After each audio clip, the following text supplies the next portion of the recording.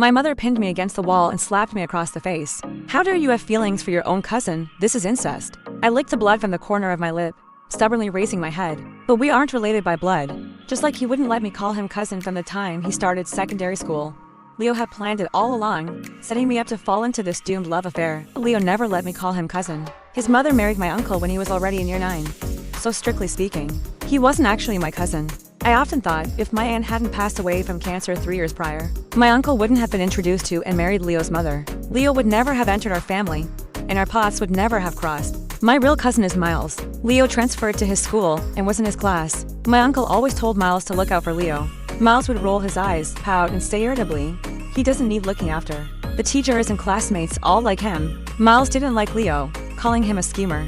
This dislike turned into outright hatred after Leo integrated into our family. My uncle, however, always praised Leo in front of Miles, saying that although Leo was only a few months older, he was more mature, a better student, and more considerate. Miles, already rebellious and mischievous, became even more unmanageable, acting out as if to prove to everyone that he was indeed inferior to Leo. Apart from Miles, the rest of our family liked Leo and his mother very much, including me. When I was in secondary school, my parents were very busy with work, and my school was close to my grandmother's house, so I lived there most of the time. My new aunt-in-law would cook dishes to my taste, buy me the pretty dresses my mother refused to get me, and listen to the little secrets I shared with her without making a fuss. Leo was even better. He would comfort me after Miles teased me, wiping my tears with his white handkerchief. When we cycled to school, he wouldn't complain that I was too slow like Miles did. He'd just ride slowly beside me. Most importantly, my pocket money was never enough. Every week, Leo would use his leftover change to buy me things I wanted. Sometimes snacks, sometimes pretty notebooks. I wasn't a good student. My mother once said in front of many people that I looked clever but was actually quite dim. I was hurt and swore to study hard to show her. When Leo found out, he proactively offered to tutor me. He was a year ahead, and every day after finishing his homework, he'd come to my room to help me revise. During that time, the two of us would huddle under the desk lamp at the study table, heads close together, shoulders touching, our breaths mingling in the tiny space. I really was slow. Sometimes, even after Leo explained a problem 3 or 4 times, I still didn't get it. He would helplessly pinch my cheek or ruffle my hair when I got frustrated.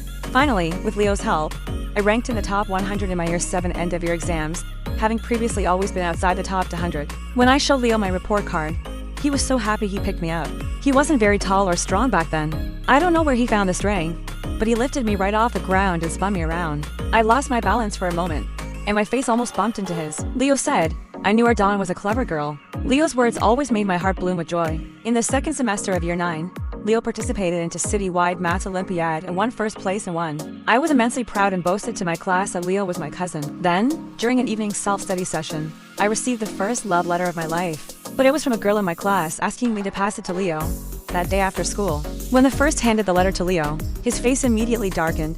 He stared coldly at me for a long time, as if I had committed some heinous crime. I was a bit scared of him like this, but since I promised, I had to fulfill my duty as a messenger. Steeling myself, I held the letter out to him with both hands. "Leo, just take it, my arm is getting sore." Leo seemed even angrier, completely ignoring my plea. He said coldly, "Give it back. Tell her to focus on her studies." Then he pushed his bicycle and left, actually leaving without waiting for me. By the time I got home, dinner was over. My grandmother and aunt-in-law were waiting for me at the table. Leo wasn't there. My aunt-in-law took my school bag and asked with distress, "Why are you so late? Are you hungry?"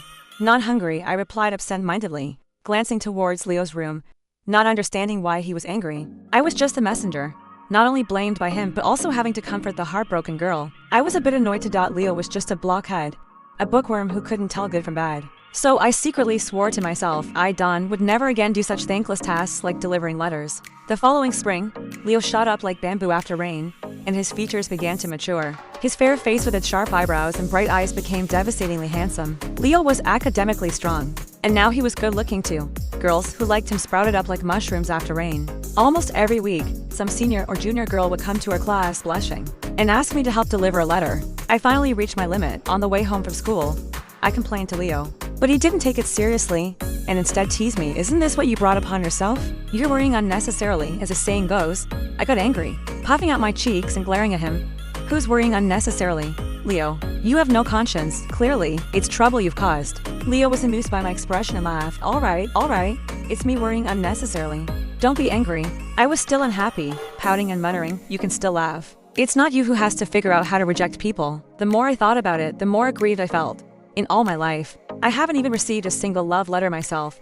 I'm just helping you receive them, Leo. You need to think of a solution. I really didn't want to face those girls' disappointed or resentful looks anymore. Leo acted as if it had nothing to do with him and retorted, what solution? I can't control other people. His attitude made me even angrier. Make yourself ugly, smear dirt on your face every day. Wear studded trousers, get a kill in that hairstyle, I said viciously, shouting just to vent. Leo found this even funnier. He looked at me and laughed for a long time before finally becoming serious. Otherwise, you could just say I already have a girlfriend. My eyes lit up. That was a good idea. I immediately nodded happily, praising Leo, you're so clever. Coming up with an idea straight away. I'll just say you like the girl in the class next to ours. You? Leo interrupted me, looking at me quietly, his eyes holding something strange. I suddenly blushed, the redness spreading down to my neck. I felt incredibly awkward and somewhat fly into a rage out of humiliation. Are you mad? You're my cousin. Who would believe that? Not by blood.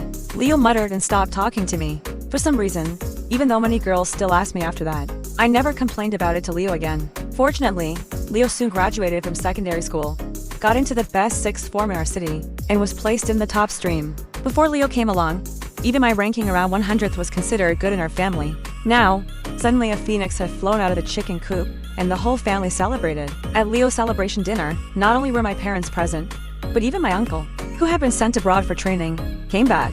So did my not-so-successful cousin Miles, who had been in a semi-dropout. Loafer mode for the past 2 years, never home from morning till night. The family was very lenient with him, just hoping he'd learn a skill at a technical college. At that dinner, Leo was praised to the skies like a star, and he received many thick red envelopes. Sitting opposite him, my eyes gleamed with envy. That day, I vowed to also get into the prestigious sixth form where Leo was. The high school form Leo attended was very far from my grandmother's house, a 90-minute bus ride.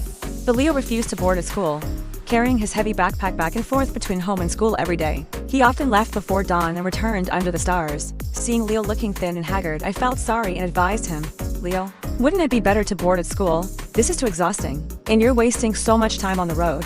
Leo picked up the water glass from the table, gulped down several large mouthfuls, then turned to look at me. I'm not used to dorm life. He thought for a moment, then suddenly smiled, tapping my forehead with his finger. Besides, if I boarded, who would keep an eye on you? My face flushed again. I yelled at Leo, who needs you to keep an eye on me? I'm not a child who'll run off everywhere. Leo's eyes darkened slightly. He said softly to me, Dawn, you need to grow up slowly. Wait for me, understand? Leo's words were baffling. I didn't understand, just felt a bit awkward. I pursed my lips at him and retorted, it's you who's growing fast. You're already half a head taller than me. If I grow any slower, I won't even be able to see your eyes and nose. It's fine, I'll wait for you, Leo continued slowly. Leo had been really strange lately. I didn't want to continue this conversation, so I found an excuse to go inside and study. Many people's grades start to decline in year 11, but I suddenly seemed to have an epiphany, and my results improved by leaps and bounds. Problems that used to take Leo 3 or 4 explanations now only required a hint from him. Before I understood, Leo was very good at praising people. Dawn is so clever. Understands the method, puts effort in the right places until my heart was bursting with joy. My mother, however, was different. Even after I made it into the top 30, she still thought I was dim, believing my improvement was all thanks to Leo after putting me down. She would immediately turn to my aunt-in-law and say, Leo is truly amazing. Not only does he do well himself, he can even teach some sense into a blockhead like Dawn. My mother's words wounded me deeply. She only saw Leo tutoring me, but not how I studied until midnight every night. So tired my head nodded onto the desk. Even if Leo was really good, I didn't want everyone attributing all the credit for my improvement entirely to him. I began to realize that since Leo's arrival, all the family's attention had focused on him. He was academically strong, good-looking, sensible, polite. He had no flaws. But did that make the rest of us worthless? I suddenly could understand my cousin Miles' sorrow. I felt some resentment towards Leo and found all sorts of excuses to avoid him. After a while, Leo noticed my mood. Dawn, do you hate me now? He sat down on the chair beside me. Looking very wrong, I saw Leo frowning, his eyes seeming misty, the corners of his mouth turned down slightly in sadness, his fair face full of pain. My heart couldn't help but tremble. No, I quickly denied, stammering an explanation. I'm just jealous of you. I didn't understand why, faced with Leo's sadness, I became flustered, as if hating him was a monstrous crime I shouldn't commit. Leo lowered his head and said quietly, I don't have many friends. I don't want you to leave me too. I won't, I hurriedly declared, as long as you don't find me annoying. I'll follow you wherever you go. We'll never be apart. Promise? Leo's eyes gained a light. Promise, I answered firmly. That night, Leo and I sat facing each other, him full of hope, me making solemn vows. But it was only when I grew up that I understood the promises that are easiest to say aloud are often the hardest to keep. One weekend afternoon, while going to the living room for water, I heard arguing coming from Leo's room. He's your biological father. His mother's voice was low, as if struggling to suppress it. He's a monster. This was Leo's voice. I hate that I share his blood. I know you hate him. I hate him too. His mother's voice trembled, almost pleading. But he gave birth to you. He just wants to see you. One last time. I won't see him. I'd rather die than see him. Leo shouted angrily, then stormed out of his room, almost colliding with me, standing frozen by the door holding my water glass. I felt immediately embarrassed. Leo and his mother were both gentle people. In the nearly 3 years they'd lived with us, this was their first argument. Sorry, I didn't mean to eavesdrop, I quickly explained. I just came out to get water. Leo didn't respond to that. He just looked at me, seeming to try hard to suppress his anger. Dawn, come out for a walk with me. All right. I found it hard to refuse Leo. I sat with Leo in silence by the artificial lake not far from our estate. Leo was very upset, his whole being radiating sadness. I felt sad along with him. Dawn, my biological father is a murderer. After a long while, Leo finally spoke. I was so shocked my mouth hung open for ages. From as early as I can remember, he hit my mom and me. Before I was 10, I never wore short sleeves, afraid others would see the bruises covering my arms. He didn't work, forbade my mom from interacting with other men.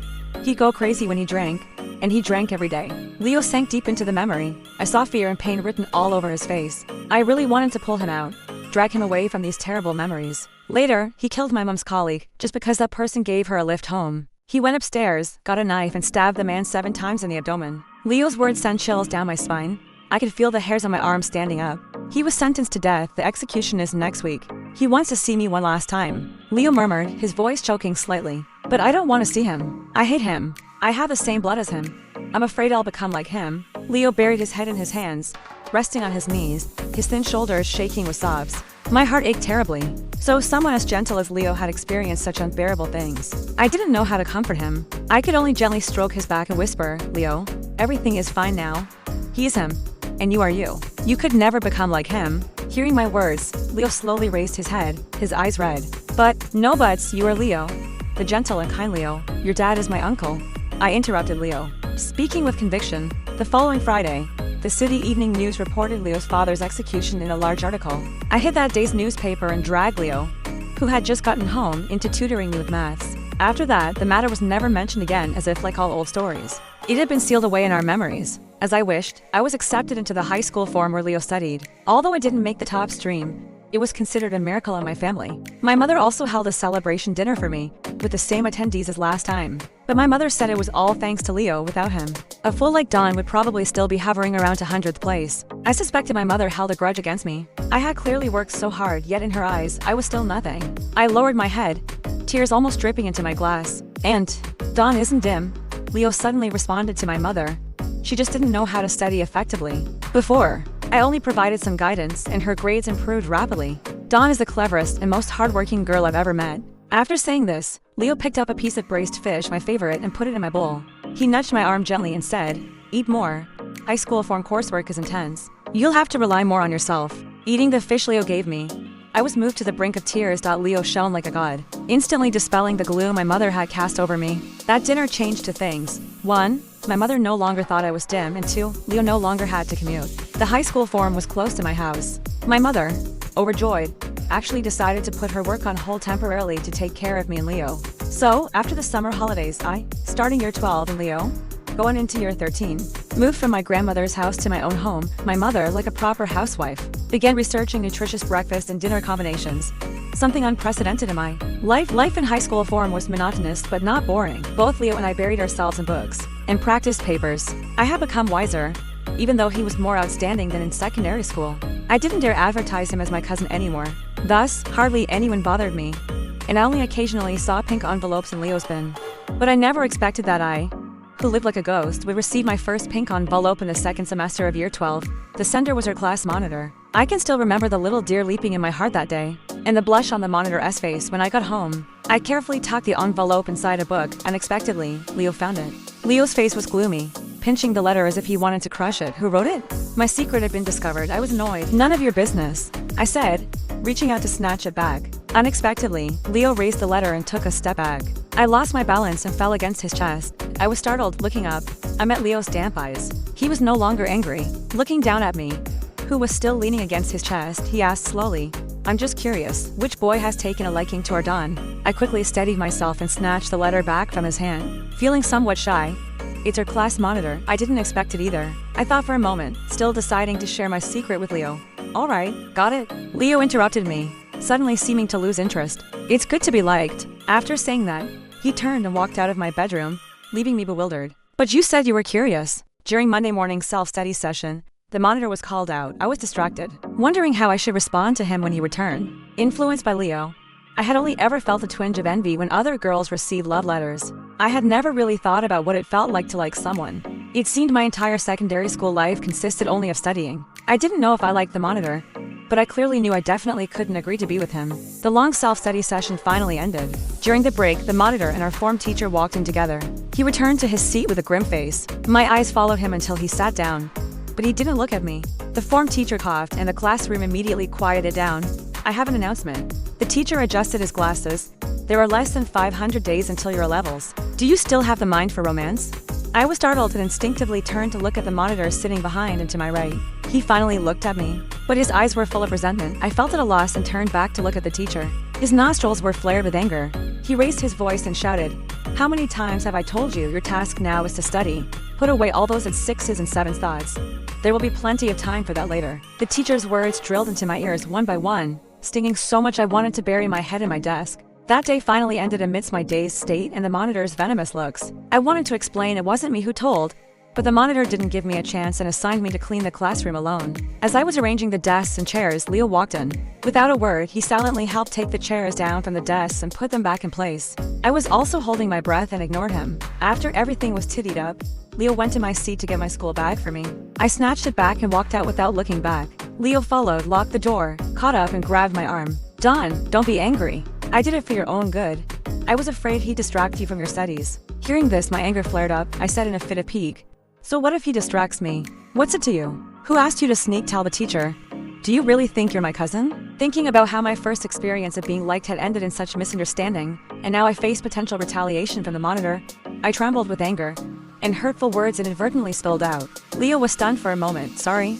But I was still not appeased. "Sorry? What good is sorry? Go explain to our monitor. Tell him it was you who told on him." I was so wronged I was about to cry, stamping my foot hard. Leo was too wicked. I gave Leo the cold shoulder for a long time. Snacks and pretty notebooks couldn't tempt me. This time, I was truly angry. I decided I would never forgive him in this lifetime. A week later, I was hunched over my desk, pounding my chest and stamping my feet over a geometry problem. Just as I was contemplating whether to ask Leo for help, he walked in carrying a plate of washed grapes. I was frustratedly tugging at my hair at the time. Leo placed the fruit on my desk, glanced at my homework, and naturally sat down beside me as if nothing had happened. He picked up a pencil and swiftly wrote on my notebook. The geometry problem that had troubled me for an hour was solved. It only took him 5 minutes. Next, I ate the grapes Leo peeled for me and started laughing and chatting again. "Leo, you're really a genius." I gave him a thumbs up, my cheeks bulging with grapes, praising him vaguely. My vow never to forgive him vanished without a trace. Time flew, and soon it was the summer holidays after year 12. Leo got his wish and was accepted into University Q. Leo said, "Don, I'll wait for you at University Q for a year. Don't stand me up." His eyes were bright when he said this, different from before, as if some emotion had been released. This time, I didn't have the confidence to say I would go to the same university as Leo. University Q was a given for Leo, but for me, it was an arduous journey. Seeing me hesitate, Leo encouraged me, "You can get in. With your results from these end-of-year exams, just put in a little more effort, and it won't be a problem." Looking into Leo's sparkling eyes, I finally nodded, but then immediately shook my head, said with chagrin, "But you won't be here. What should I do when I encounter problems I can't solve?" I felt very discouraged, thinking that Leo, whom I had spent day and night with for 5 years, was about to leave me and go far away. I suddenly felt panicked. But Leo laughed, tapped the tip of my nose with his finger and said, "Can't you call me, Don? I said I would wait for you. So you can't stand me up either." Leo was saying these baffling things again. Throughout the summer holidays after year 12, I studied under intense pressure, trying to pull up my maths grades which were always dragging me down. Leo, however, let loose, going out with classmates every day, leaving me alone buried in a sea of practice papers. On the last evening of the summer holidays, the sun was about to set and Leo still hadn't returned. I urgently needed one of his class notes, so I went to his room to look for it. Leo's room was always neat and tidy. His notebooks were stacked in a pile on a study desk by his bed. I went through them one by one and unexpectedly found a notebook filled with my name. It was an ordinary black notebook. The first page had a line written neatly, missing done. Every page after that was filled with Leo's handwriting, sometimes vigorous and powerful, sometimes flowing and graceful, sometimes cursive and swift. But without exception, it was all my name, dense and numerous, from the year we met, 2006. Until yesterday, I turned to the last page of the notebook. On it was written strikingly, "Leo loves Dawn." My mind went blank with a roar, a white light flashing before my eyes. I stood there frozen, holding the notebook, looking for something. Leo's voice suddenly sounded behind me. I screamed in fright, jumping away from the spot. The notebook fell to the floor with a thud, the open pages full of Dawn. I panicked, unable to speak, lowering my head, not daring to look at Leo, my mind a complete blank. Leo bent down, picked up the notebook from the floor, brushed off the dust, and held it in his hand, looking at it thoughtfully. I stood reservedly opposite him, shoulders slumped, only able to see his slender fingers and those beautifully written characters. I wanted to find your year 13 maths notes. I found it by accident. I finally mustered the courage to finish speaking, but lacked the courage to stay here with him any longer. I turned and ran towards the door, unexpectedly. Leo chased after me. Just as I was about to step out, he reached out and closed the bedroom door, then turned my body around to face him. With a thud, I was pressed against the door. Before I could react, Leo's lips were already on mine. That black notebook fell to the ground again with a smack. The sound seemed to hit my heart, startling it into stopping. My eyes wide open, I let Leo's soft lips gently press against mine, let his agile tongue pry open my teeth. Leo's fair face was right before my eyes, his long, thick eyelashes almost touching my skin. I forgot to breathe. It was only when Leo reluctantly released me that I gasped for air, coughing violently, tears streaming from my eyes. I had never imagined Leo would like me, let alone that he would suddenly kiss me. Leo looked at me, crying in a wronged manner in a heap. With a heartache pulled me into his embrace, his voice somewhat hoarse. "Sorry, Dawn. Did I scare you?" I trembled uncontrollably in Leo's arms, crying, unable to utter a single word. Leo left for Beijing. I didn't see him off. I didn't know how to face what happened that day, so I could only escape, pouring all my focus into studying. Leo often called me in the evening, his voice soft and gentle. He only asked about my grades, sometimes talking about his university life, the new friends he'd made. Leo said, "Dawn, University Q is really beautiful. I really hope you can come see it soon." Holding the phone, listening to Leo's pleasant voice. For some reason, I remember the kiss from that day, and my heart beat wildly a few times. During the winter break of his first year, Leo started a business with classmates and was so busy he didn't even come back for New Year. Counting it up, I hadn't seen him for a full 6 months, the longest we'd been apart since we met. On the night of Chinese New Year, curled up under the covers unable to sleep, I finally couldn't resist and took the initiative to call Leo for the first time. Leo answered after less than 2 rings, his voice sounding somewhat excited. "Happy New Year, Dawn." "Happy New Year." I greeted him, not knowing what else to say. It was noisy and chaotic on the other end of the line, but Leo's voice remained clean and clear. "I was just thinking of you and your call came. Dawn, were you thinking of me too?" My heart skipped a beat again. Leo's breath seemed to travel through the phone, blowing onto my ear, turning the roots of my ears red. "Are you at a party?" I didn't dare answer directly and changed the subject. "Yeah," Leo murmured. "With friends at AKTV. Is it a bit noisy?" Wait a moment. I held my breath, listening as the noise on the phone faded from near to far. "Is that better now?" I stepped out. Leo said softly, "Dawn, you're a year older now." "So, are you?" I replied, then asked Leo, "Have you grown taller again?" "No." Leo replied, "I can't grow any taller, you're so short, otherwise." In the future Leo didn't finish his sentence, but chuckled lightly over the phone. Then continued, "Dawn, I really waited for you so bitterly. You need to grow up quickly." "Understand," Leo was saying. These baffling things again. I half understood, retorting, "But you told me to grow slowly. To wait for you. That was before. It's different now, Leo. Everyone's looking for you everywhere. What are you doing hiding here alone?" A girl's voice came through the phone. The tone of reproach carried the unique softness and gentleness characteristic of people from the South. "Come on, let's go drink." The girl abruptly interrupted what Leo was about to say. He didn't seem annoyed, and explained gently, "I'm on the phone, you go ahead and drink first." The girl seemed somewhat displeased. "We're all out having fun together. What's with the phone call?" Then she added, her voice fading slightly, "Hurry up. I'll be waiting for you inside." Leo didn't respond, instead calling my name into the phone. "Dawn? Sorry, I seem to have disturbed your party." I felt inexplicably a bit sour inside. "Leo, you should go have fun. I need to sleep too." "All right, get some rest early. I'll call you tomorrow." Leo hesitated before saying, "Don't stay out too late," I reminded. "Got it," Leo replied. Sweet dreams. That night, I really did have a sweet dream. In the dream, Leo and I walked hand in hand on the cobblestone path at University Q, cherry blossom petals dancing all around us. Leo's gaze as he looked at me was so tender it seemed to drip with water. A gentle breeze brushed my face. I lowered my head, my face slightly red, letting my small hand be held tightly in Leo's warm palm. Unexpectedly, 3 days later, my dream came true. My form teacher suddenly called my mother. The school had temporarily added an exchange trip to the affiliated high school of University Q in Beijing for days, 13 students in total, and I was fortunate enough to be selected. My mother was overjoyed, immediately notifying all relatives and friends in the WeChat group and starting to prepare my luggage. So excited she was flustered. Half an hour later, I received a call from Leo. "Dawn, why didn't you tell me you're coming to Beijing?" Leo's voice sounded somewhat blamed. I quickly explained. "I just found out the teacher only just notified us. Actually, I was simply afraid to see him, unsure how to face him. Knew my Dawn was brilliant." Hearing this, Leo became happy again. "Quick, think about it. Where do you want to go in Beijing? What do you want to eat, Leo? We're there for a study tour. There's a teacher leading the group. We can't act separately." I thought for a moment and added, "Aren't you in your startup phase now? So busy? You should focus on your own things first." Although Leo and I talked on the phone almost every day, the thought of seeing him again made my heart beat uncontrollably, both apprehensive and fearful. "No matter how busy, I'll make time for you. I know you're a teacher in charge of the team," Leo said with certainty. "Don't worry, I'll handle everything. You have activities during the day.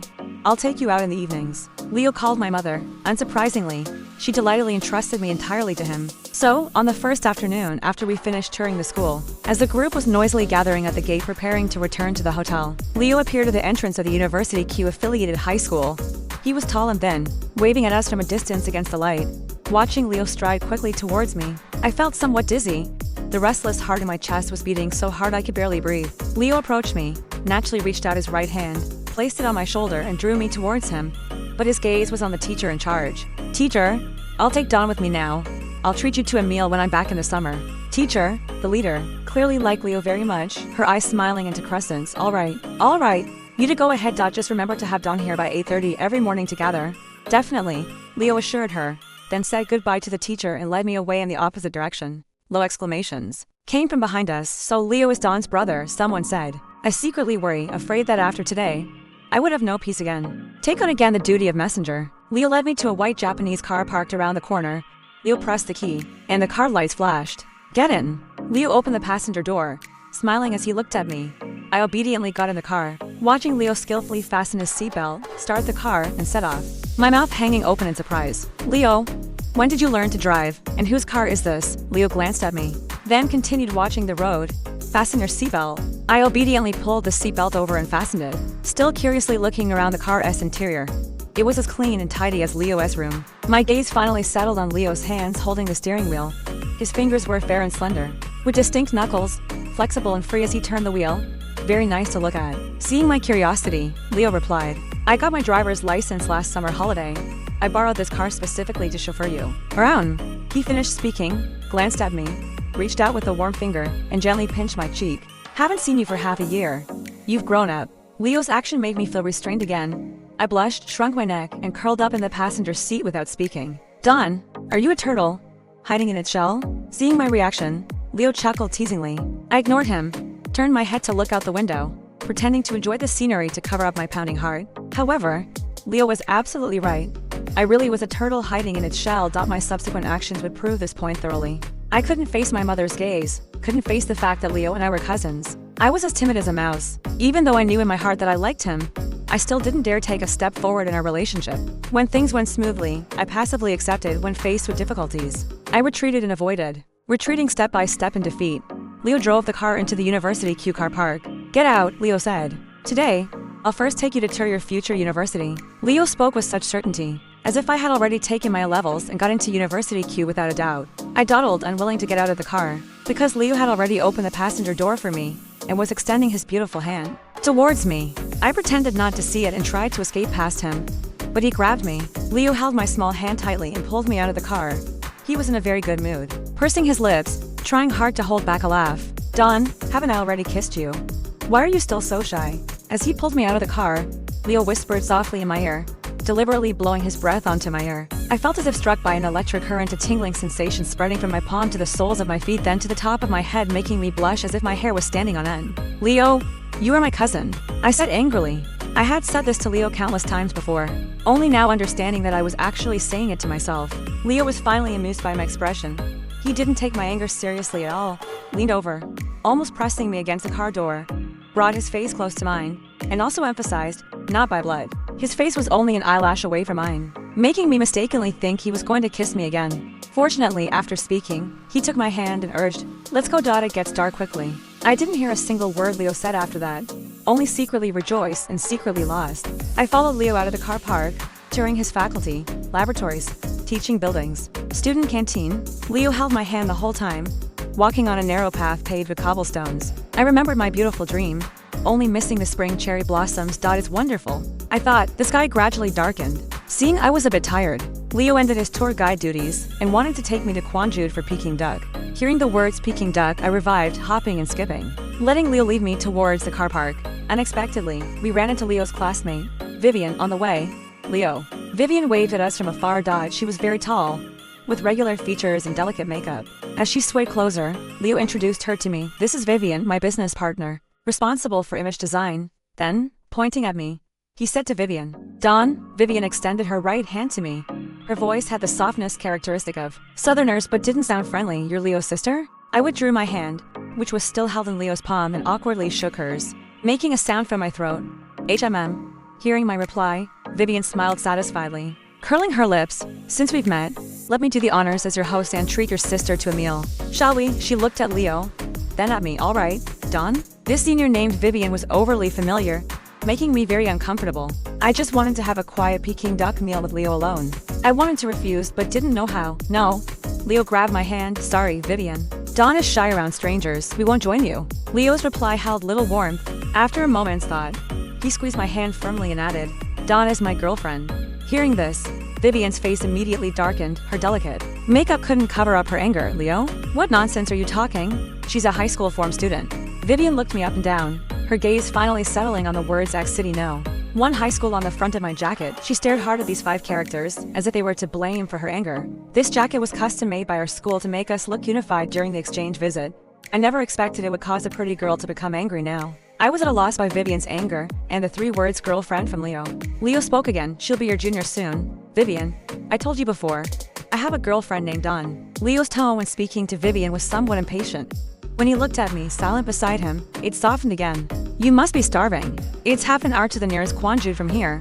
Let's go." Leo pulled me away, not even letting me finish saying, "Goodbye, senior." Actually, I wasn't in a very good mood the whole way. Even though Leo was my cousin, even though he clearly showed he didn't like Vivian, I still felt somewhat unhappy. Why was Leo so popular with girls? There were plenty of other good-looking people besides him. This feeling of displeasure troubled me the whole way, until I saw the golden brown duck sliced into thin pieces. There was a long queue outside Gwangju. Unexpectedly, Leo had arranged even this beforehand.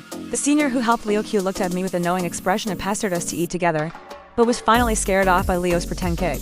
Leo was different from before. The old Leo was warm yet gloomy. Although polite to everyone, he had few friends. In comparison, I preferred the current him, warm and sunny. Later, Leo said his change was all because of me. I was like a beam of light, illuminating his dark world. Who said Gwangju's roast duck was fat but not greasy? When Leo placed the pancake he had wrapped for me into my mouth, I was simply overwhelmed. From the tip of my tongue to my head, I felt dizzy from the greasiness. Leo just looked at me and smiled. "Eat slowly. Be careful not to choke." As he spoke, he extended his thumb and wiped the corner of my mouth, which was stuffed bulging. A smile still played on his lips. I didn't know if Leo wiped off oil or sauce, but when my skin felt the gentle touch of his finger, my heart trembled and I swallowed the mouthful of food I hadn't properly chewed. Cough, cough, cough. I as expected choked and started coughing violently. "Why are you wolfing it down like that?" Leo got up and came to my side, lightly patting my back. "Told you to take it slow." I took 2 large gulps from the water glass on the table and managed to stop coughing. I turned and glared angrily at Leo. "Don't touch me." I was somewhat flew into a rage out of embarrassment. "It's all your fault." I complained in my heart but didn't dare say it out loud. Leo was startled by my sudden anger and immediately put on a wronged expression. Why the sudden lose one's temper? Isn't the roast duck nice? I couldn't stand Leo looking like this. I could only hum in my throat, pout, and ignore him, focusing solely on the food before me.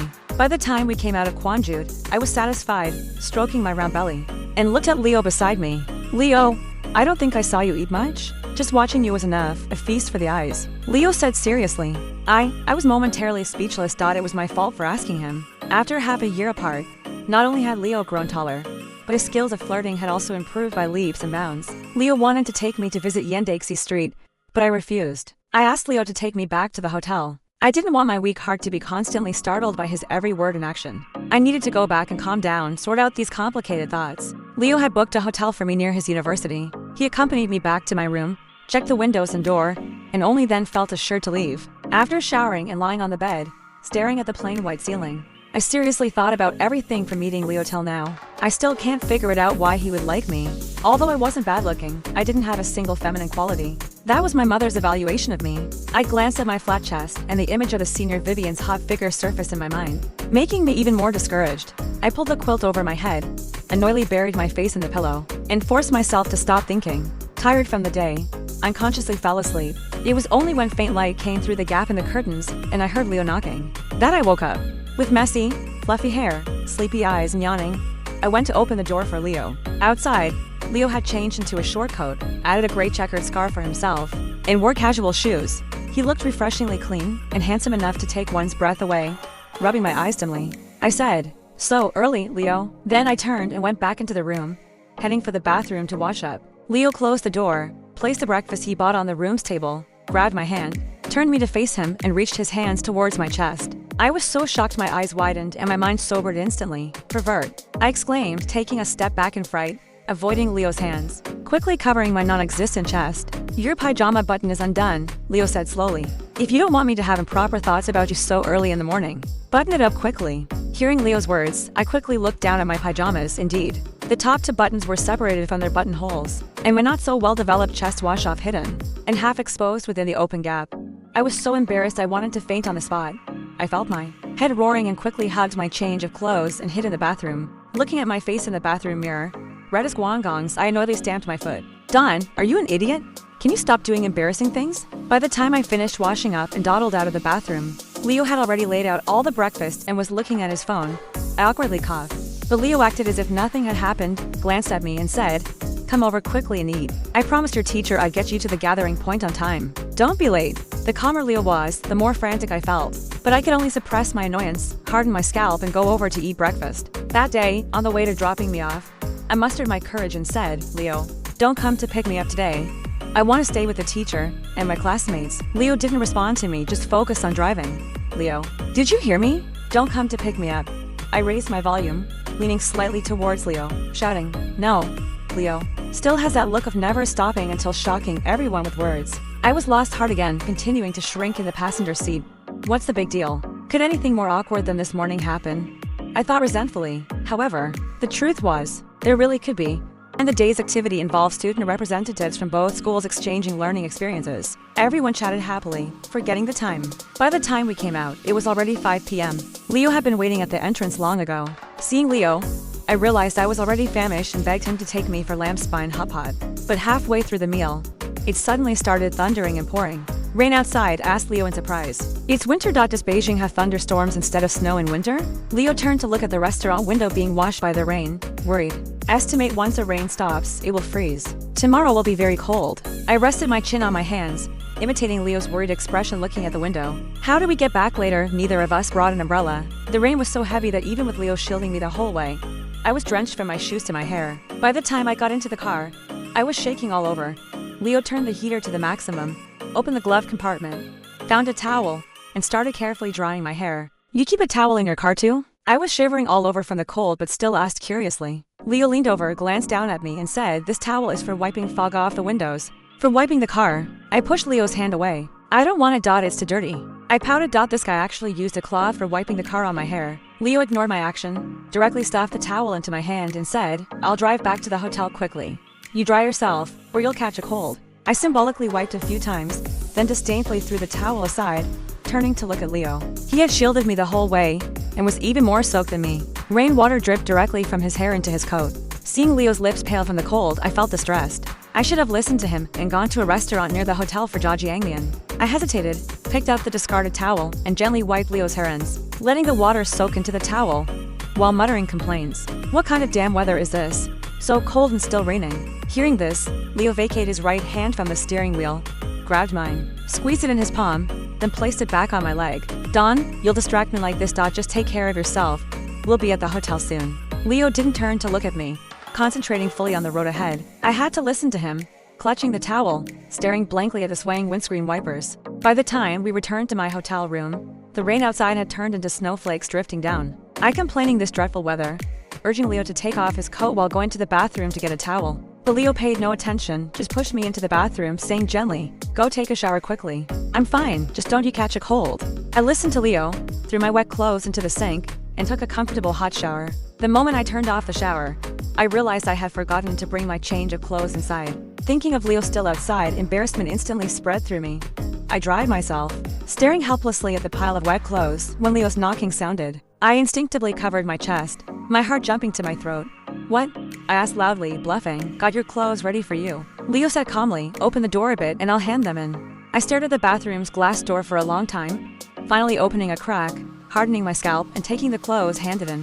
But when I saw the complete set of clothing Leo had prepared for me, I almost fainted again. Shame made my scalp tingle. When I finally dawdled out of the bathroom as I had in the morning, Leo was drying his hair. Seeing me come out, he said pitifully, Dawn, I can't go back tonight. You'll have to put me up. How can I put you up? I said nervously. A single man and a single woman alone in one room isn't good, right? Anyway, your university is right next door. You can be back in minutes. Leo put the towel he was using on a chair nearby, glanced at me, and said, haven't you always insisted I'm your cousin? As he spoke, he walked to the wardrobe, took out a bathrobe, and said, Dawn, you can't be so cruel. If I go back wearing these clothes, I'll definitely get sick. You wouldn't have the heart to let your cousin get sick, would you? But there's only one bed. Where will you sleep? I hesitated, thinking that after getting caught in the rain, making Leo brave the snow to go back did seem heartless. But spending a night with Leo in this confined space would drive me crazy. I stood there anxiously, at a loss. Seeing my embarrassment, Leo smiled, pointed to an empty spot near the table and said, I'll have the hotel bring up a couple of quilts later. I'll sleep right there. It's far from the bed, you don't need to worry. After a moment's thought, Leo glanced at me and added, besides, you're not fully developed yet. I wouldn't have the heart to take advantage of you. Leo! I was so angry I stamped my foot. Thinking of his words, I felt both ashamed and annoyed. This guy was really getting more and more outrageous. I'll go take a shower first, Leo said, ignoring my anger. Smiling as he walked towards the bathroom. Passing by me, he teased again. I just love it when you're all puffed up with anger. My former prestige had vanished without a trace since Leo kissed me half a year ago. I glared resentfully at the bathroom door Leo had closed, wishing I could bore a hole through it with my stare. That's right, I was a fierce on the outside, timid on the inside. When Leo came out of the bathroom in his bathrobe, determined to stay the night, I only dared to hide under the covers. Without making a sound, when Leo walked to the phone by my bed to call room service, my heart raced wildly, so nervous I forgot to breathe. Seeing the collarbone exposed by the loosely tied collar of his bathrobe, I instinctively turned over, letting my gaze avoid the person sharing the room with me. Leo was very well behaved after receiving the quilts brought by the staff. He laid them out on the floor and went to sleep. I stared at the ceiling for a long time, thinking about irrelevant things. As drowsiness crept in, I slowly fell asleep. I dreamed about Leo again. In the dream, he had a beautiful smile, and I happily jumped and skipped around him because I suddenly discovered that Leo wasn't actually my cousin. Everyone had been mistaken all along. I grabbed Leo's arm and shook it vigorously. Leo, do those words you said about liking me still count? Leo pursed his lips, smiling at me, his eyes full of stars. Dawn, hug me. Leo opened his arms, and I followed the trend, wrapped my arms around his waist, holding him tightly. In the morning, birds chirped cheerfully outside the window. I woke from my sweet dream to find myself nestled in Leo's arms, his long arm resting on my waist. Fast asleep, I felt all the blood in my body rush to my head with a whoosh. A cry of surprise instinctively escaped my throat and my body bounced up from the bed. Leo was awakened by my sound. A flicker of surprise crossed his sleepy eyes but quickly turned calm. Good morning, Dawn. He also sat up, lazily rubbing his eyes as if everything before him was perfectly normal.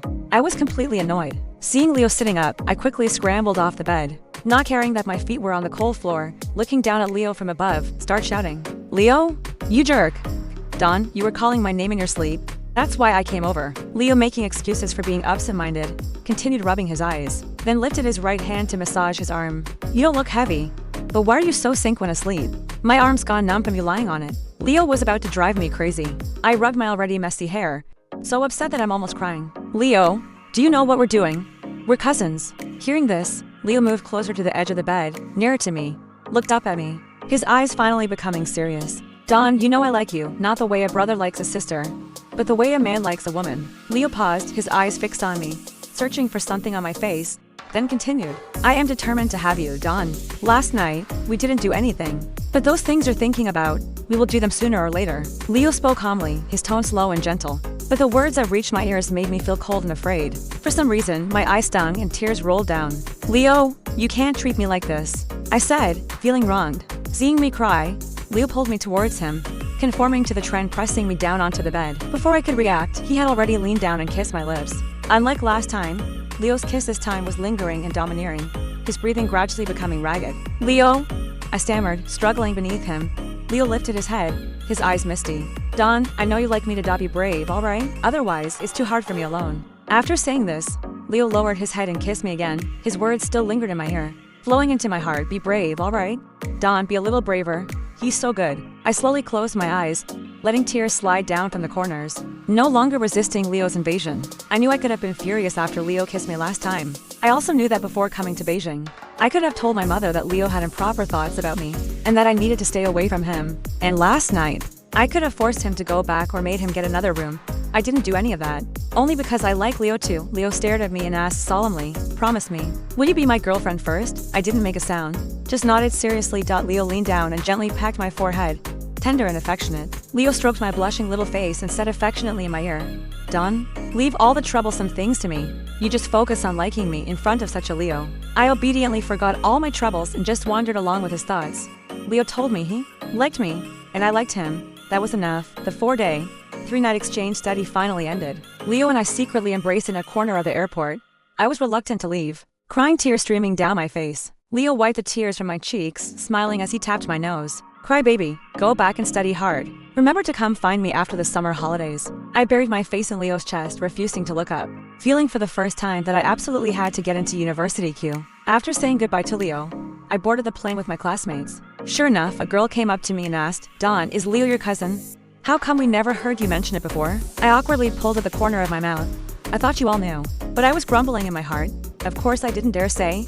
Or else would you have given me any peace? Sure enough, after getting confirmation, the girls became interested. Before the flight attendants came to stop them, a crowd gathered around me. "I heard credits are very tight at university Q. Your cousin studies so hard. Does he have a girlfriend?" A girl beat around the bush, trying to ask the question casually, but her eyes were full of expectation. I feel as if I have returned to my junior high school days, with a sense of resentment in my heart. This scoundrel Leo. Why does he always cause me trouble? Well, he has a girlfriend. I watched the girl's eyes gradually dim, smiled slightly, and replied cruelly, "But I couldn't help feeling proud his girlfriend is me, haha." Since secretly confirming our relationship, Leo's sweet nothings hadn't stopped. I never knew he could be so flirtatious before. Just a few words made my heart race. For example, just after getting off the plane, when I turned on my phone, a WeChat message from Leo popped up. "Don, it's only been an hour since we parted, and I already miss you." For example, just after showering, while drying my hair and looking at my phone, the lanterns are lit, and I'm on my way to see a client and missing you. Followed by a photo of the Beijing nightscape. For example, at 2 o'clock in the morning, I was drowsy from doing practice questions when the phone on the desk suddenly vibrated. "Don, I can't sleep. I want to hug you." For example, while having dinner with my parents at the table, a WeChat notification lit up. "I'm eating the braised fish you love." I would read each of Leo's WeChat messages several times over. Some words felt as if he were saying them right by my ear, making me blush and the corners of my mouth turn up involuntarily. On the last day of the winter break, it was past midnight by the time I finished studying and went to bed. I was curled up under the covers chatting with Leo when his call suddenly came through. "I want to hear your voice. Do you miss me? HMM." I answered honestly, feeling as if my soul had been taken away by his soft and lazy voice. "Leo? School starts tomorrow." "I know. Starting tomorrow. I'll bother you less so you can focus on your studies, alright?" Leo asked gently on the other end of the phone. "Okay. But what if I miss you?" I asked him in a coquettish manner. Hearing this, Leo chuckled softly. "Then call me whenever it's convenient for you. I'm ready to answer your call." After thinking about it, Leo said softly again, "Time is passing too slowly. I really wish you could come to my side right now. Don, this year apart from you will be really hard to bear." Listening to Leo's words, my heart felt warm. "I will get into Q University, and we will never be separated again," I said with great determination. "I'm all ready, just waiting for you to come over." Leo seemed to stretch, his voice a bit muffled. "You should know from the moment I realized I liked you. I've been making plans for our future." "Why do you like me?" I thought about it and still asked. This question that had long troubled me. "Because it's fate," Leo said without hesitation. "The first time I saw you, your smile seemed to make all the world's worries disappear." I thought then, how could there be such a beautiful girl? And the faint fruity scent on you, so sweet and cloying, makes people want to take a bite. Leo's voice was hoarse, making my heart race and my face flush. And when everyone else was urging me to see that person one last time, only you supported me, telling me I didn't have to be bound by blood, that I could hate if I wanted to hate, and not see if I didn't want to see. "Don, you are the one who understands me best in this world," Leo murmured. The 23rd of June 2012. My mother and I sat silently in front of the computer. Minus 673 points. 130 points above the predicted top-tier university line. No mistakes. No exceptional performance either, not bad. My mom said softly after a long time. This score could have gotten in last year. I didn't speak, staring straight at my name on the computer screen, and this awkward score. In the evening, I hid under the quilt and called Leo, sobbing with grievance. Leo, I really tried my best. I studied until midnight every day. Got up at 6:30 a.m. Sharp, felt like I could fall asleep even while walking. But I choked up, unable to speak. Dawn, this result is already very good. Leo was silent for a moment, comforting me. I think it should be fine. But what if I don't get in? Leo, will you be very disappointed? I feel a bit lost and dejected. It's all my fault. I put too much pressure on you. Leo's tone was full of compassion.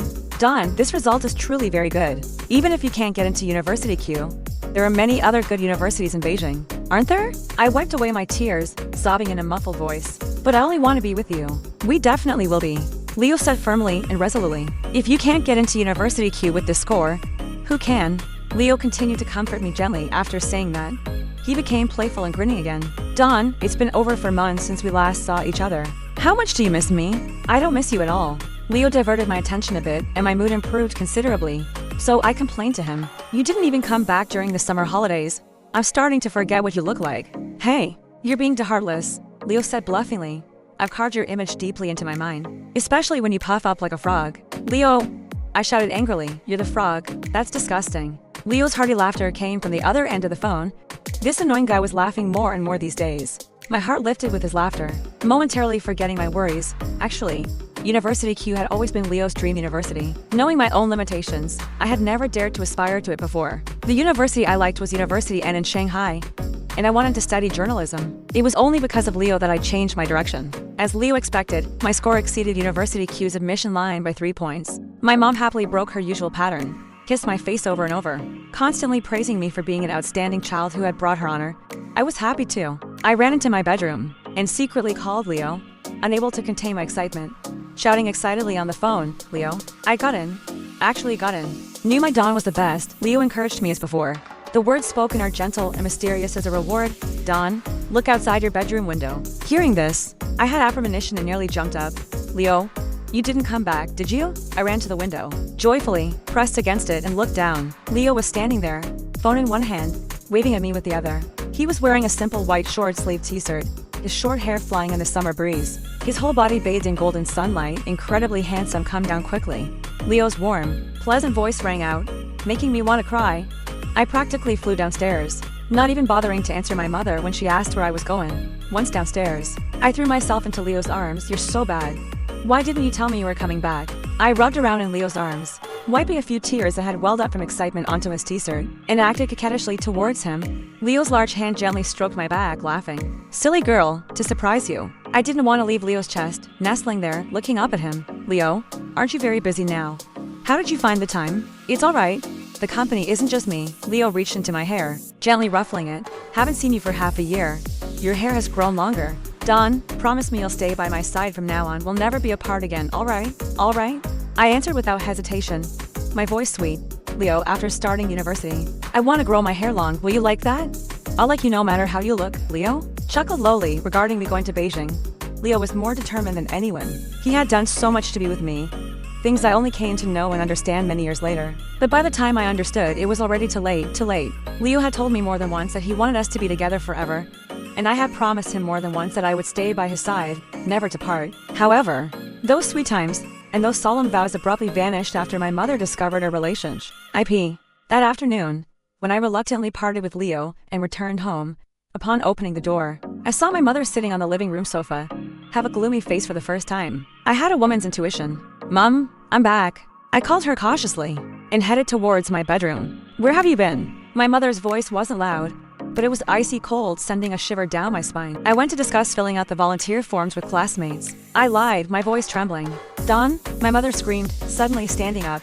You are utterly shameless. My mother stood before me, hands on her hips, her pretty face distorted with anger. Leo is your cousin. How could you do something so immoral? My mother continued to berate me, her words extremely harsh. I felt a panic and fear I had never known before, instinctively retreating to the corner of the wall, tears streaming down my face as I looked at my mother. The sun outside the window has dimmed its rays, hiding below the horizon. The light indoors suddenly darkened, and my mother's shadow fell directly on me. In a trance, I felt trapped in a demon's curse, unable to escape. My mother's words pierced my heart. Look at you, you're going to disgrace me. Completely. How will I face your aunt-in-law from now on? Huh? How will I face your uncle? How will I explain to your grandmother? Tell her Dawn is in love with her brother. That Dawn should now call her aunt-in-law mother-in-law. Mom, Leo and I aren't related by blood. We're only legally cousins. Facing my mother's aggressive, I finally mustered the courage to resist, making the weakest struggle, the only one I ever made regarding my relationship with Leo. You shameless. How did I give birth to such a shameless daughter? My mother was so angry her lips trembled. She turned around as if looking for something, finally picking up a broken clothes hanger from the balcony. In all my grown years, although my mother had never been gentle with me, she had never laid a finger on me. At that moment, seeing my mother's hand raised midair, both of us froze there. Dawn, I'm sorry. You're both still young and don't really know what love is. You'll meet many other nice boys in the future. Listen to your mother and break up with Leo. Finally, my mother's anger subsided and she began patiently persuading me you're right. I felt as if the last of my strength had been drained, speaking to my mother expressionlessly. But my heart ached as if bleeding. Leo is a nice boy. Would I ever meet anyone better than him? That night, for the first time, I didn't answer Leo's call. And I finally knew that the most sorrowful crying is soundless. Leo's newly established studio ran into some problems, so he had to rush back in a hurry. I breathed a sigh of relief. I went alone to the artificial lake we had visited before and stayed for half a day. By the time I returned home, I had already made up my mind. Everyone's life has many disappointments, and mine, from beginning to end, was Leo. On the day the admission letter arrived, my mother suppressed her burning anger and looked at me helplessly and said, well, it's good too. Studying journalism isn't bad either. I expressionlessly took back the letter from my mother's trembling hands and silently returned to my room, looking at the words "N University" prominently printed on the envelope. My tears couldn't help but fall in streams again. How should I explain this to Leo? The sound of my father and mother's repressed quarrel came from the living room. The children are just immature. Let them take their natural course. Why interfere so much? My father said angrily to my mother. How was I to know she'd be so bold, daring to change her volunteer on her own? My mother seemed to be sobbing quietly. I only did it for her own good, afraid she'd make a huge mistake. How was I to know it would turn out like this? Listening to their argument, I wiped my tears hard and silently pressed Leo's number. Dawn, Leo's clean, gentle voice sounded. Did you receive the admission letter? When are you planning to come to me? Leo asked expectantly.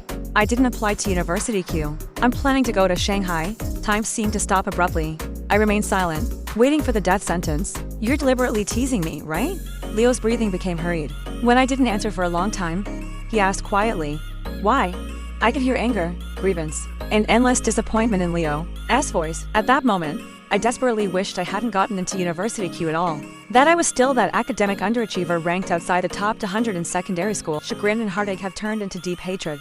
Yet I don't know who I should hate, my mother for her aggressiveness, myself for my weakness, or Leo for deliberately provoking me. In the end, everything converged into one sentence: Leo, we're just not suitable. I just want to be far away from you. Moreover, I shouldn't give up my dream of journalism for you. Finally, I couldn't remember who hung up on whom, or what exactly we said to each other, as if I had amnesia. I just kept telling myself that I had done the right thing for my mother, for me, for Leo. For everyone, this decision was for the best. University life was similar to sixth form. I carried my books, repeating the routine of classroom building, canteen, and dormitory every day. I was always the first to arrive in class and the last to leave. You were sure to find me in the library on weekends, and I remained as invisible in class as ever.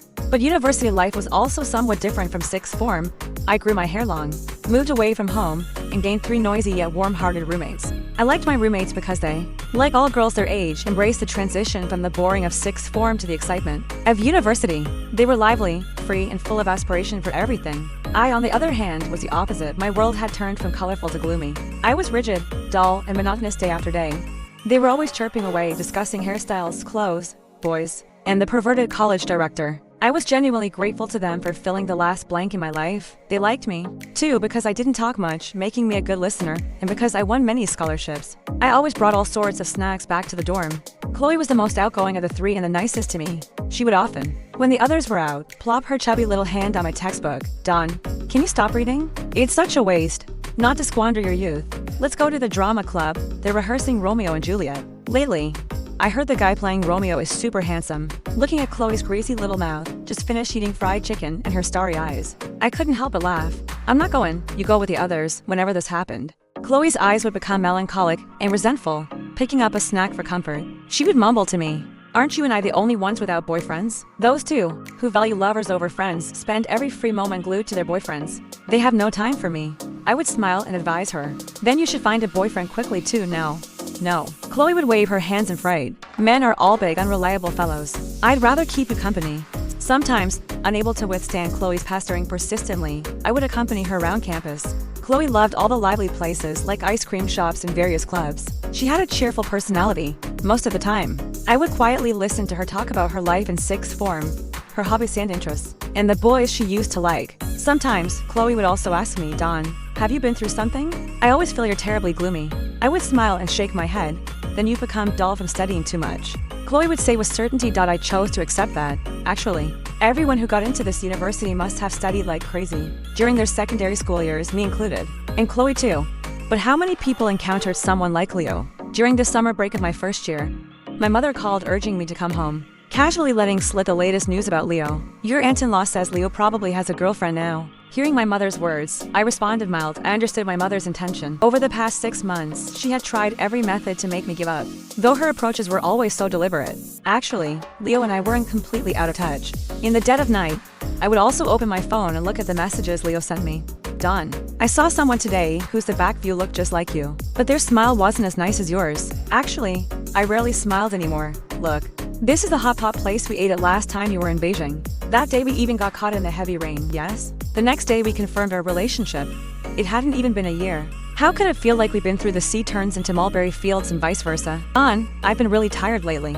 It feels like all my efforts have no direction. I felt the same. Although I was studying my most desired subject, I had lost the person I most wanted to see. I didn't go home during the summer break of my first year. My mother always held a grudge about this, always telling relatives that my wings had hardened. And once I flew out, I didn't want to return. I just smiled without explaining. In the family WeChat group, Leo and I were the two most silent members. In the second winter after arriving in Shanghai, a different boy appeared, just like my sixth form monitor.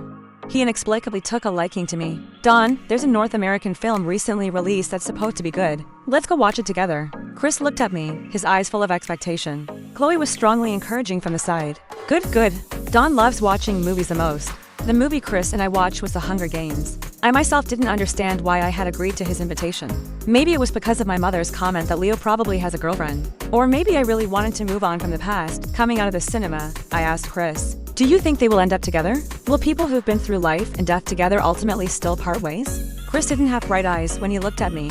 It always made me feel tense. He said, Dawn, I used to think you were indifferent to everything. Today I discovered you're actually so sentimental. Crying like this over a movie. Chris chuckled lowly. And so fond of fantasy. We're not characters in a movie.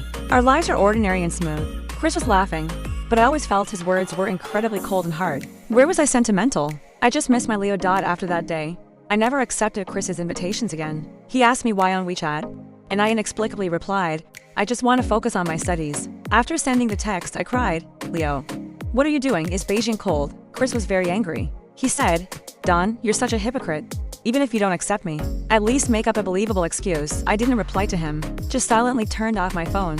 Another person who deeply misunderstood me after starting university. I became even less articulate than in sixth form. For years of university passed in a trance, I rarely went home during winter and summer breaks. I didn't want to see my mother and was afraid of accidentally running into Leo. Leo had already graduated a year ago. He didn't pursue postgraduate studies, reportedly. His studio had grown significantly. One day, I received a friend request. The profile picture showed Vivian, Leo's business partner. I was somewhat in a trance. The last time I saw Vivian was on the University Q campus. She was tall and soft-spoken, but Leo was oblivious, saying I was his girlfriend, which made Vivian angry. I couldn't guess why she was adding me, so I didn't accept. Whatever she wanted to tell me would be about Leo, and anything related to Leo was something I couldn't afford to touch. But that night, I still couldn't sleep. The image of the vulnerable Leo who needed comforting, sitting by the artificial lake, kept surfacing before my eyes. 3 years had passed, and the heartache was still so sharp. My phone lit up. At this hour, only Leo would text me. I grabbed my phone, suddenly thinking that if Leo said he still missed me, I would ask him if he could still forgive me.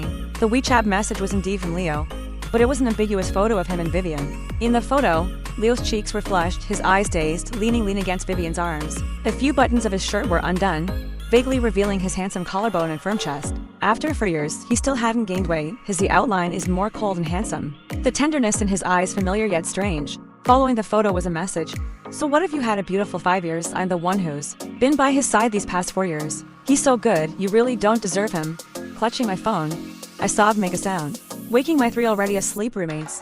That night, I silently deleted all of Leo's contact information. Still using my weakness to cruelly evade, I pursued postgraduate studies at my own university and also found an internship in Shanghai. I still lived on campus, but among my old friends in the dorm, only Chloe remained. One weekend afternoon during my first year of postgraduate studies, Chloe ran into the dorm panting, grabbed me, and gasped for breath.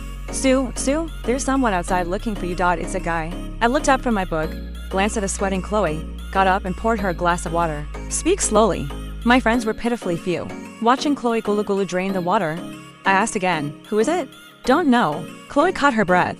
A guy, so handsome. I saw the long-lost starry eyes in Chloe's eyes, and my heart couldn't help but skip a beat. Running to the dorm window and looking down, I saw Leo again. Time seemed to return to the summer holidays 4 years ago. Leo was wearing a white t-shirt, waving at me while on the phone, his short hair flying in the summer breeze, his whole body bathed in a layer of golden light. That day, I had leaping with joy run downstairs and thrown myself into his arms. Now, I stood rooted to the spot like a stone statue, struggling to suppress the urge to run down, forcing my mind to constantly recall those icy words. Leo is your cousin. Leo probably has a girlfriend now.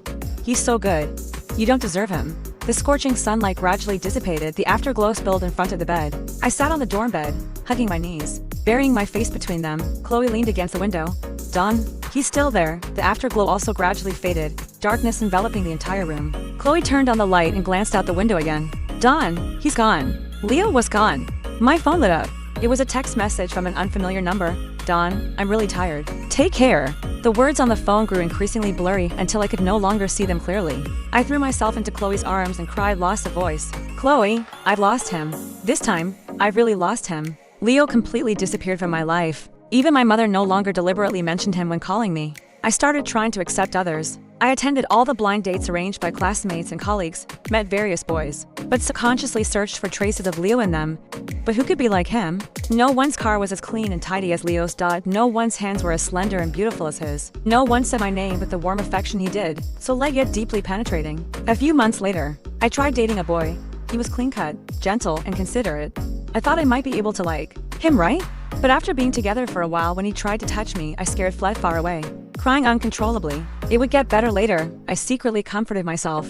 But once, twice, 3 times, I still couldn't accept it. Leo's image would always appear before my eyes. I would always remember the thrilling kiss he forced on me. I would always miss the tremor when his hand stroked my waist. I would always smell the scent of him pulling me into his embrace. Finally, the boy said helplessly, Don, let's break up. I don't know what you've been through, but I'm a man. I can't accept you like this. After the breakup, I was sad. So, in this world, only Leo was truly willing to wait for me for so long, and I had lost him. Chloe asked me, Don, do you regret it? I thought about Chloe's question for a very long time. I think so, I said.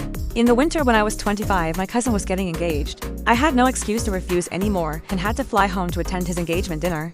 Since starting university, I had rarely returned home. So it's hard to fit into the harmonious atmosphere where a family sits around a table for a meal. Everyone praised my cousin's fiancée. The girl was warm and lovely, and my cousin looked at her with gentle eyes. I thought silently love is truly a beautiful thing. It could even calm down my mischievous younger cousin, making him serene and utterly adorable in its beautiful glow. Leo came in just as I was lost in thought. He was wearing a long black wool coat, still with short hair and still as bright as stars. As soon as he entered, he attracted everyone's attention. Leo was as gentle and polite as before. Upon entering, he apologized to everyone. Sorry, I'm late. My aunt-in-law rushed up to him, took his luggage and placed it by the door, explaining to everyone on his behalf. Leo's flight was delayed. Luckily, he made it in time. Come, let me introduce you. This is your brother's girlfriend. Her name is. The already lively room became even more boiling. Everyone surrounded Leo, asking after him, vying to have him sit down. Leo's eyes smiled, resting on different people, but only not on me. I felt as if abandoned by the whole world, sitting at the corner of the dining table, be at a loss. Don, your cousin is back. Why aren't you saying hello? My mother remembered me first, then looked at the others. I'm sorry to say, this child, the more she studies, the sillier she gets, hearing my mother. I turned towards where Leo was sitting, my gaze falling on his black sweater. Not daring to look higher, my lips moved, and I finally called out, Cousin. Leo didn't respond. The atmosphere suddenly quieted. I sensitively thought everyone was looking at Leo and me, and my face instantly flushed red. Haha. The children have grown up and become distant. When Dawn was little, she always stuck to Leo. The two of them were together every day from secondary school through sixth form. Time really flies. My aunt-in-law said with emotion, starting to reminisce about the past. The other guests also expressed their approval one after another, beginning to share anecdotes about our generation. Then, my mother's ill-timed voice abruptly rang out again. Yes? Growing up has its advantages. Look at Dawn when she was little. She never wanted to call Leo cousin. Now she knows her manners. My mother was at it again. Embarrassment spread from my fingers, holding the chopsticks to my face and the corners of my mouth, so much so that I couldn't even force a strained smile. Yes, growing up is good too. My aunt-in-law took over again. Look at Miles, already engaged. When I first came, he was just this little, my aunt-in-law gestured, drawing everyone's attention back to the protagonist of the day, my cousin. That meal was unbearably suffering. Several times, I wanted to get up and leave but lacked the courage, afraid of being publicly scolded by my mother, and even more afraid of drawing everyone's attention if I were scolded. Throughout the dinner, I was like a moving statue, mechanically picking up food and eating, finding it tasteless as chewing wax. Finally, Leo's early departure rescued me. Grandma, uncles. I caught a chill on the flight today, and have a bit of a headache. I'll head back first. Leo explained, obedient, receiving everyone's permission. Before leaving, he scanned the room, his gaze finally settling on my cousin. Miles, congratulations, you found a companion for life. Leo's voice was low, seemingly envious yet sorrowful. I didn't dare listen further and found an excuse to hide in the bathroom. By the time I came out, Leo had already left. He had bought his own place in the city now, and stayed there alone when he visited. Seeing he was gone, I relaxed slightly, as if the last of my strength had been drained. I sat silently on the chair, my mind in a chaotic mess. I suddenly remembered the photo Vivian had sent me from Leo's phone. I wondered if she had Leo's permission. Thinking of Leo's behavior today, he either hated me intensely or had truly moved on from me. But no matter what, his eyes no longer held me. My heart tightened painfully, as if it were about to break. After the dinner ended, I helped clear the dishes. Unintentionally, I overheard my mother and Leo's mother whispering by the kitchen door, do you think these two are still in contact privately? No matter how I look at it, it seems abnormal. This was my mother's voice. Hey, they're all grown up now, living in different places. Estimate it's all in the past, Leo's mother replied. To be honest, if not for this relationship, I'd truly love to have Dawn as my daughter-in-law. Such a well-behaved, obedient, and kind girl, Leo's mother said regretfully. My mother also sighed. Who says otherwise? A child like Leo is hard to find even with a lantern. Fate plays tricks on people. Standing outside the door, listening to their conversation, thinking of the phrase "a trick of fate," my heart felt a mixture of emotions. I could only turn back to the living room, find an excuse to bid farewell to everyone, and leave alone. Unbeknownst to me, it had started snowing outside, a thin layer already covering the ground. I tightened my coat and looked up at the gloomy sky. Under the streetlights, snowflakes fell fluttering in profusion. Reminiscent of the cherry blossoms dancing in a certain dream, I felt sad. Leo had once joked that I was a turtle hiding in its shell. Chloe scolded me for being a coward. She said, Dawn, you only know how to regret. If you were given another chance, would you have the courage to fight for it? I didn't know if I would either. As Chloe said, I wasn't worse than anyone else. So why did I always carry this innate inferiority? Even now, I couldn't even laugh heartily. A snowflake inadvertently drifted into my collar. When it touched the skin on my neck, I shivered and habitually hunched one's neck. A scarf, still warm with body heat, fell silently onto my shoulders. A familiar scent instantly enveloped me. Before I could even turn around, tears had already filled my eyes. After all these years, you still haven't broken the habit of being a turtle hiding in its shell. Beside my ear, it was Leo's warm and clear voice. This voice, I had really missed it for so long. Dawn, what took you so long to come out? I've been waiting here, almost turning into a statue. Leo said exaggeratedly, rubbing his hands, his tone light, as if we still saw each other every day, had never been apart, and none of those unpleasant things had ever happened. I thought you went home. I finally mustered the courage to raise my head and look at Leo. He really hadn't changed at all. Although his outline has become clearer, the youthful spirit on his face remained undiminished. His eyes were still starry, bright enough to take one's breath away. Leo? I started but didn't know what to say. Leo smiled, the corners of his mouth upturned, also saying nothing. Just like that, a long time passed. I felt as if time, like these snowflakes, gathered, drifted, and then vanished between him and me. Time rewound bit by bit, finally returning to the summer more than 4 years ago. Leo pulled me into his embrace, bent down, resting his face on my shoulder, burying it in the scarf he had just given me. Dawn, these past 6 months, I've also tried being with others, but in the end, I found that it has to be you. I remembered a line from a TV drama. I always thought it had to be you. But in the end, I found anyone would do. And here was Leo, gently telling me he had tried and it really had to be me.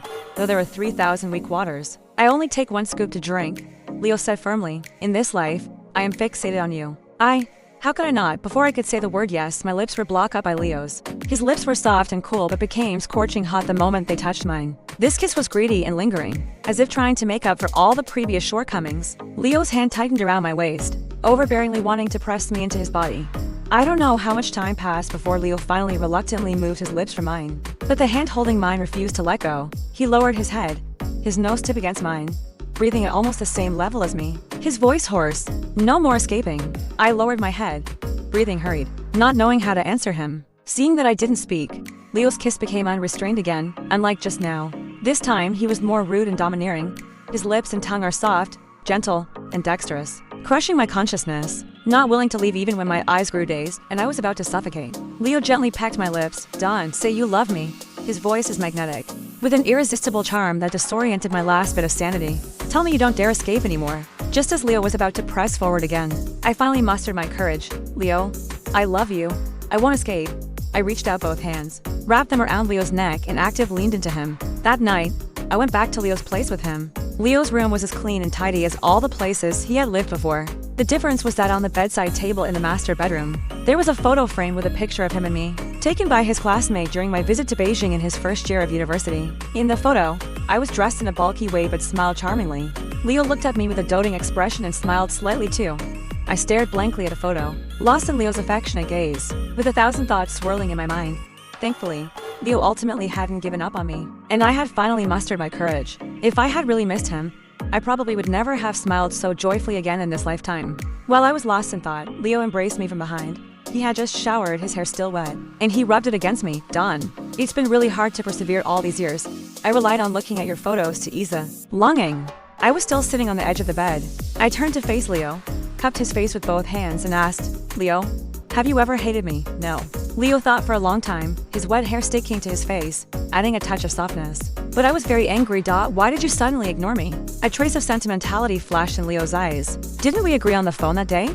I would wait for you for another 4 years, after 4 years, if you still didn't dare to face it. You would tell me, and I would let you go. But you deleted all my contact information without a word as Leo spoke.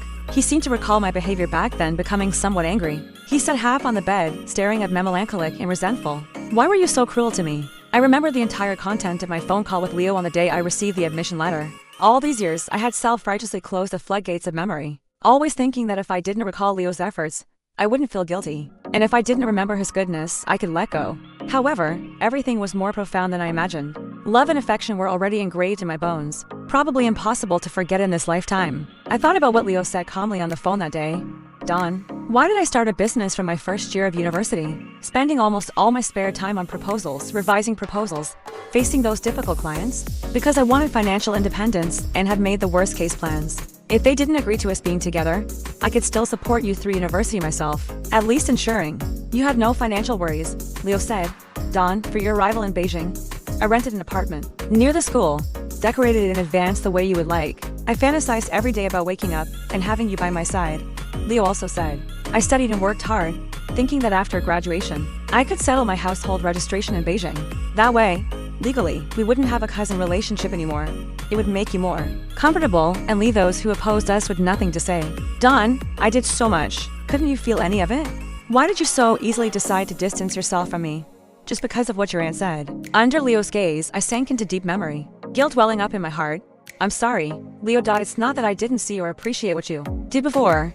I just didn't dare respond. I didn't have the courage to face what would happen next. Confession our relationship to all our relatives and friends. Accepting their surprise or criticism, I lowered my head, slowly leaning my face against Leo's shoulder. Then you were willing to hurt me? Leo stroked my hair, his voice gentle as water. Didn't I tell you? Leave all the troublesome things to me to handle? You just focus on liking me, isn't that enough? Leo's words made me the guilt to lift my head. I struggled to search for reasons to justify my weakness, to lessen my self-blame. Then I remembered Vivian's words. I'm the one who's been by his side these past 4 years, and the ambiguous photo she sent from Leo's phone. Leo, you and Vivian. Thinking of the way I cried my heart out in my roommate's arms that night, I cruelly pushed Leo away. Weren't you together? Leo looked at me blankly. Who said that? I took out the photo I had saved on my phone. Leo relied on my photos to continue the longing, and I relied on photos to sever it. Don, Leo's face turned ashen after looking at the photo. Was it because of this one out-of-context photo? I was startled by Leo's anger but stubbornly voiced my doubt. This was sent from your phone, without your permission. How could she have used your phone? Leo was silent for a long time. It seems like trying hard to recall the situation at the time, and finally remembered. I was drunk that day. I originally wanted to open my phone to call you, but after that, I don't remember anything. Leo was even angrier than before. Don, when you saw a photo like this, shouldn't you have confirmed it with me first? His slender fingers tapped the culprit on both sides. This is clearly an AKTV, around Vivian and me. there were several other start-a-business brothers sitting. In the end, they were the ones who took me back to my place. Leo got tough, pressing me down onto the bed, his nose tip pressed against my forehead, his breath hovering above me. Don, you really let me down extremely. That night, I allowed myself to indulge in the land of tenderness Leo offered. We embraced, entangled with each other, poured love into each other's bodies to your heart's content. Morning sunlight streamed onto the quilt. I woke from my dream, feeling sore and uncomfortable all over. Leo's long, strong arms still imprisoned me, holding me in his embrace, my face pressed against his firm chest. I gently raised my head to look carefully at the person before me. He slept peacefully, his thick eyelashes trembling slightly, his breath even from his straight nose, the corners of his mouth slightly upturned. In satisfaction, I couldn't resist reaching out a finger and gently stroking his thin, soft lips. Leo was awakened by my slight movement. There was still a blur in those dark and bright eyes, which drew my soul in the moment they opened. Why are you up so early? Leo's lips curved into a smile, pulling me closer to him again, affectionately rubbing his chin against my cheek, his voice lazy. Not going to sleep a bit more? My skin came into close contact with his again, and my face flushed instantly. I shyly buried myself in his arms. Too afraid to move, silly little thing. Leo chuckled, his voice filled with endearment. At 25, on that warm snowy night, I gave myself completely to the person I loved most in this life, no longer willing to retreat. Leo. What about Vivian? While Leo was making breakfast in the kitchen, I walked over wearing his oversized shirt, wrapping my arms around his waist from behind. I don't like her being around you. Leo turned around, holding a spatula in his left hand, using his right hand to adjust my shirt collar, letting me hold him without letting go, his voice light and soft. Go get my phone. I obediently went to the bedroom, took Leo's phone from the bedside table, and handed it to him. The home screen showed many unread mails and missed calls. Leo quickly scanned them, finally opening WeChat and finding Vivian's number. You can have your revenge now. Leo handed the phone to me. You can do whatever you want. I stared at Vivian's confident selfie avatar in the phone and suddenly didn't want to do anything, worrying unnecessarily. This was what Leo had said to me in secondary school, and now I felt it deeply. Seeing me turn off the phone and put it back, Leo smiled. What's wrong? I pouted. Defeating one Vivian, thousands of Vivians will rise. Leo. As long as you don't change and I don't change, they are not worth mentioning, I said full of confidence, leaning my face against his back. Leo placed his free hand over my two small hands, tightly encircling him, pressed lightly, and murmured, finally grown up. In my ears were Leo's warm, watery sweet nothings. In my nostrils, the aroma of fried eggs lingered. How wonderful, I thought after breakfast. I curled up on the sofa and finished watching the sequel to The Hunger Games. Katniss and Peeta ended up together and even had a child, I said excitedly to Leo beside me. Leo shifted his gaze from the computer, looked down at me and said, all lovers will eventually be united. He reached out his long arm, pulling me closer to him, closed the computer, and picked up both our phones from the coffee table, handing them to me. Shall we answer the calls? Both phones had incoming calls, one from my mother and one from Leo's mother. It was easy to imagine how many calls they had made to me and Leo respectively. Since discovering I was missing last night, I could almost see the anxious and uneasy expressions of the two mothers through the screen. I frowned. Although I have made up my mind, I still find dealing with my mother's affairs quite tricky, and I can't help but feel a little irritated again. Leo squeezed my hand, illustration me not to worry. They're just putting on a strong front, otherwise, they would have come knocking long ago. Leo said lightly, his face extremely calm, but his voice was filled with determination to succeed. Don, let's get married. I was thinking that the first half of what Leo said made a lot of sense, when I was stunned by the second half of his words. Leo, let's get married. For the rest of our lives, I will protect you, Leo repeated. With a bright and piercing gaze, the phones in front of us lit up again after dimming, dimmed and lit up again. Amidst the two mothers' tireless efforts, Leo and I embraced again and kissed. After a long time, Leo reluctantly let go of me, simultaneously swiped to answer both phones, and put them on speaker. Don, where have you rolled off to? My mother's anxious voice came through the phone first. Leo? Leo's mother's gentle voice was buried under my mother's irritable, then followed a deathly silence. My heart was pounding with nervousness as I looked at Leo pitifully, not knowing what to do next. But Leo winked at me, spoke into the two phones and said, Mum, and Don's phone and mine are right here together. You two can discuss directly, we'll just listen in. Leo's voice held no fear, instead, it was somewhat banter. Don and I cooked the rice last night. If you still want to stop us, I'm afraid it's too late. My heart raced as fast as the breathing at the two mothers on the phone. He opened his mouth wide, staring at Leo, who was full of smiles, and was so nervous that he could hardly breathe. Beep, beep, beep. The first busy tone came through the phone, followed by a second. Leo tapped my nose with his finger, looking at my terrified self and laughed. Coward. I happily threw myself onto Leo, with such force that I knocked him onto the sofa. Leo, did we succeed? I asked excited, wrapping my arms around his neck and kissing his face. Several times, Leo placed his hands on my waist, affectionate and tender then, Should we consider my earlier suggestion? Coming out of the civil registry, the sun was shining brightly. I snatched Leo's marriage certificate too, waving it in front of him. Leo, as of today, you are a married man. Don't miss the flowers and plants outside anymore. And don't be infatuated with those beautiful young women anymore. From now on, stay clean, and only allow me to live in your eyes and heart. After hearing my words, Leo curled his lips in disdain and said, Don, not to mention where you heard these outrageous remarks.